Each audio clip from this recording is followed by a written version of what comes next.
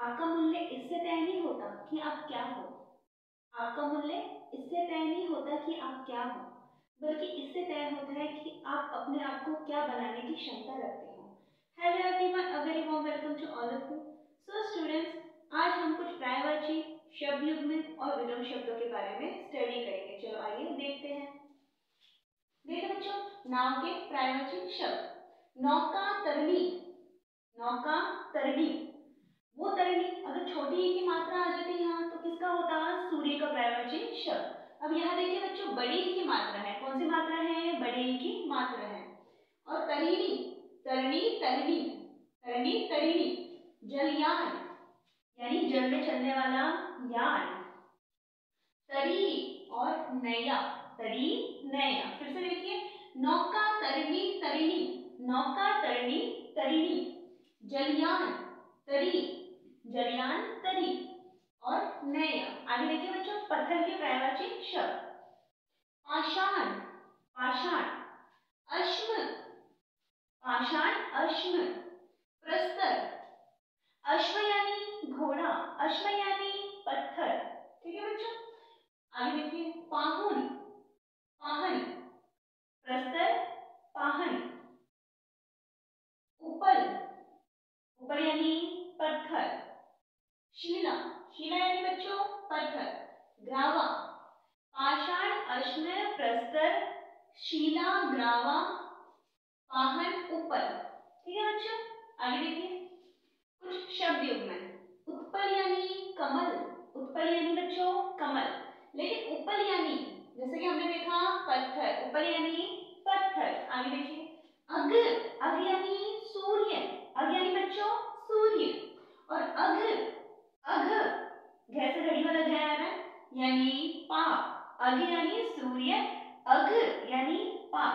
आगे देखिए, अजीर और एक है अजर, अजीर यानी आंगन, अजीर यानी बच्चों आंगन, और जर, जर यानी बूढ़ा, ए यानी नहीं, जो बूढ़ा नहीं होता, जो बूढ़ा नहीं होता। देवता, इधर हम ऐसे भी लिख सकते हैं जो बूढ़ा नहीं होता, और देवता, ये दोनों किसके हैं बच्चों? अजर के। ठीक है बच्चों। आगे देखिए कुछ विलोम शब्द। स्वकीय, स्व यानी खुद का, और पर यानी दूसरा। स्वकीय का हो जाएगा बच्चों परकीय। क्या होगा? परकीय। स्मरण, याद रखना, इसका हो जाएगा विस्मरण। क्या होगा बच्चों? विस्मरण। सृष्टि, सृष्टि यानी निर्माण करना, प्रलय यानी विनाश करना। ठीक है बच्चों। आगे देखिए, स्वतंत्र यानी स्वतंत्र है, आजाद है, और परतंत्र, पर यानी दूसरों के, तंत्र यानी तंत्र, यानी दूसरों का तंत्र, यानी दूसरों के अधीन है। वृद्धि, वृद्धि का होता है बच्चों ह्रास। क्या होता है? ह्रास। ठीक है। अब देखिए, हास है, ये ह्रास है, फर्क है ना, कंफ्यूज नहीं होना है। वृद्धि का होगा ह्रास। देखिए आगे नीचे देखिए, अब देखिए बच्चों, हास का क्या होगा? रुदन। वृद्धि का ह्रास, हास का रुदन। तामसिक, उसमें तो तामसिक गुण है यानी आलस्य है। ठीक है, ये बुरे गुण से ले सकते हैं हम तामसिक। और सात्विक यानी सत यानी अच्छा, सत धन इक, सत, हाँ सात्विक, सत धन इक। इसको समझे विषय बाद में करते, आगे देखते हैं। ठीक है, सात्विक, हाँ इसका होगा बच्चों सत्व धन इक, सत्व धन इक, क्योंकि इक लग जाता है वहां क्या आ जाता है बच्चों? आपकी मात्रा। देखिए इस तरह से, सत्व धन इक। तो मैंने आपको बताया था जहां इक लग जाए, आ लग जाए, तो वहां क्या होता है? पहला जो अक्षर होता है उसमें आ की मात्रा लग जाती है। तो ये क्या हो जाएगा बच्चों? सात्विक हो जाएगा ना, सात्विक। आगे देखिए, हे, हे का हो जाएगा ग्राह्य। क्या होगा बच्चों? ग्राह्य।